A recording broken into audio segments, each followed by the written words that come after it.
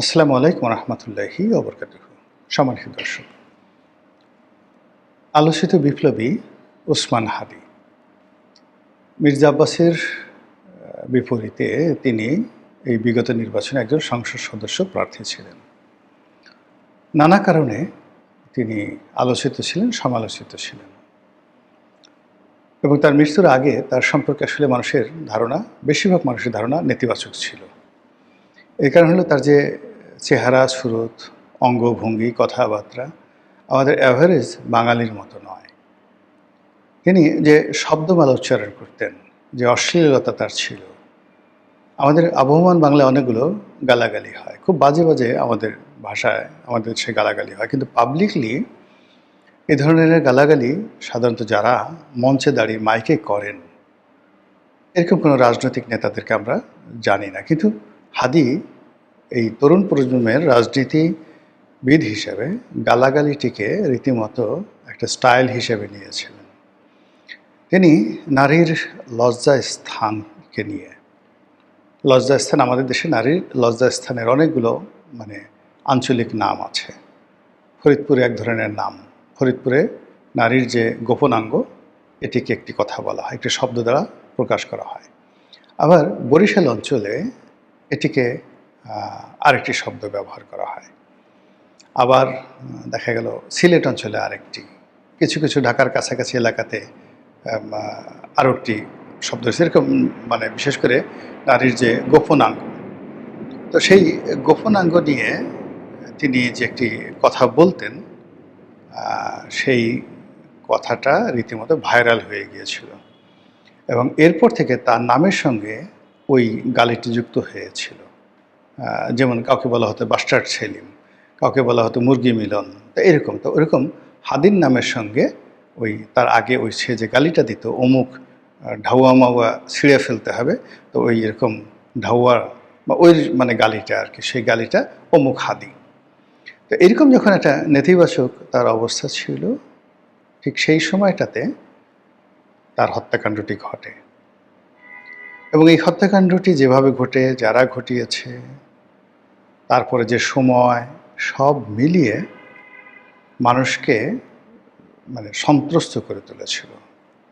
নির্বাচন খুব সংকটে ছিল, নির্বাচন খুব সন্নিকটে ছিল। সংকটে বললাম এই কারণে যে নির্বাচন আদৌ হবে কি হবে না, ডক্টর মোহাম্মদ ইউনূস নির্বাচন দেবে কি দেবে না, এগুলো নিয়ে মানুষের সন্দেহ তখন তুঙ্গে। আবার ওদিকে যে সময় হাদির হত্যাকাণ্ডটা ঘটলো, তখন আসলে সরকারের নির্বাচন দেওয়া ছাড়া অন্য কোনো বিকল্প পথ ছিল না। বিএনপি সরকারের সঙ্গে নেগোসিয়েশন করতে করতে এমন একটা অবস্থায় চলে গিয়েছিল যে সরকারের দয়ার উপর নির্ভর করা ছাড়া বিএনপির আসলে ওই মুহূর্তে লড়াই করে, সংগ্রাম করে তাদের নির্বাচন আদায় করা সম্ভব ছিল না। আমাদের দেশ এমনি সাধারণত শক্তের ভক্ত নরমের জন। বিএনপি প্রথম দিকে মনে করেছিল যে হম্বিতম্বি করে, ভয় ভীতি দেখিয়ে ডক্টর মোহাম্মদ ইউনূসের কাছ থেকে নির্বাচন আদায় করা সম্ভব হবে। কিন্তু ঢাকা সিটি কর্পোরেশনের যে মেয়র পদে প্রশাসক রূপে বা মেয়র রূপে ইশরাকের মনোনয়ন বা ইশরাকের নিয়োগ নিয়ে বিএনপি সর্বশক্তি নিয়োগ করেছে। কিন্তু সেই সর্বশক্তি নিয়োগ করার পর তারা ফেল করেছে। ফেল করে তারা বুঝলো যে না, এটা হবে না, ডক্টর মোহাম্মদ ইউনূসের সঙ্গে একটা নেগোসিয়েশন করতেই হবে।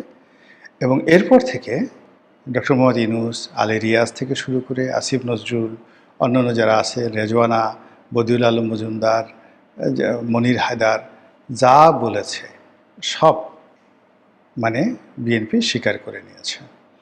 তো এরকম যখন একটা নেগোসিয়েশনের অবস্থা চলছিল, ঠিক সেই সময় সরকারের জন্য একটা বিপত্তি দেখা দিল যে বিএনপিকে তো ঠেকানো যাচ্ছে না, যা বলছে সবই বিএনপি ইয়েস করে দিচ্ছে। আপার হাউস ইয়েস, প্রধানমন্ত্রী 2 বারের বেশি নির্বাচন করতে পারবে না, ইয়েস।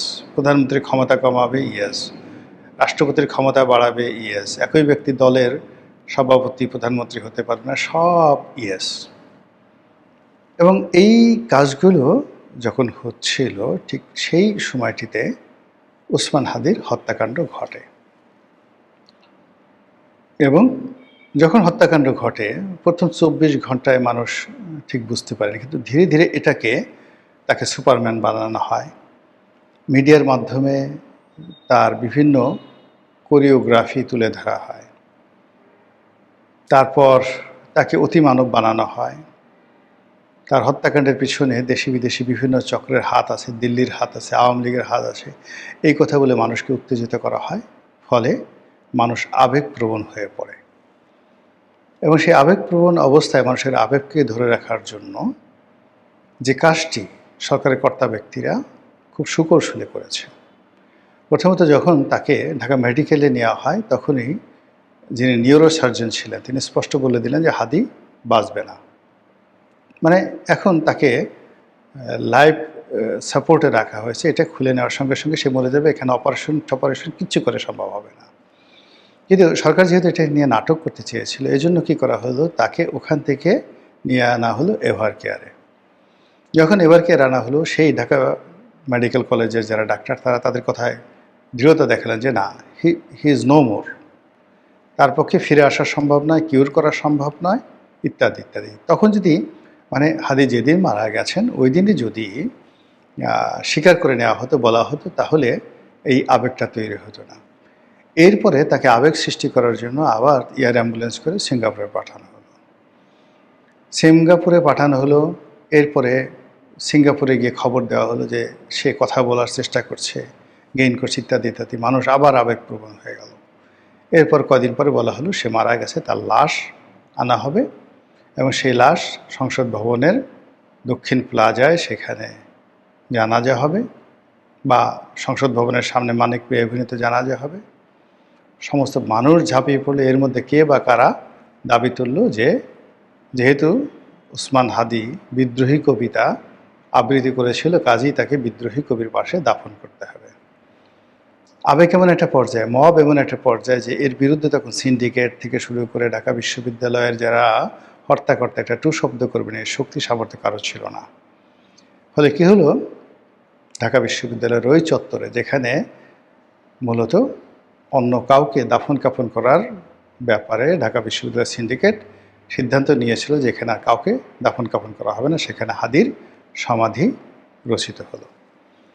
এরপর হাদির এই মৃত্যুর বিচার চেয়ে আগে বিচার তারপর ইলেকশন, আগে বিচার তারপর ইলেকশন, এটা নিয়ে মাঠ গরম করার চেষ্টা করা হলো এবং শেষ পর্যন্ত আসলে এই নাটকগুলো হলো না, চললো না। তারপরে এই হত্যাকাণ্ডের সঙ্গে বিভিন্ন বাহিনী জড়িত, তারপরে এই হত্যাকাণ্ডের সঙ্গে আওয়ামী লীগ জড়িত, নানা রকম ন্যারেটিভ তৈরি করা হলো, তাও চললো না এবং ধীরে ধীরে ধীরে ধীরে বিষয়টা স্তমিত হতে থাকলো। এরপরে পাতার আড়ালে আবডালে, গাছের আড়ালে আবডালে, পর্দার আড়ালে আবডালে হাদির হত্যাকাণ্ড নিয়ে নানা রকম কুৎসা, নানা রকম কথা, নানা রকম সন্দেহ, অবিশ্বাস দানা বাঁধল।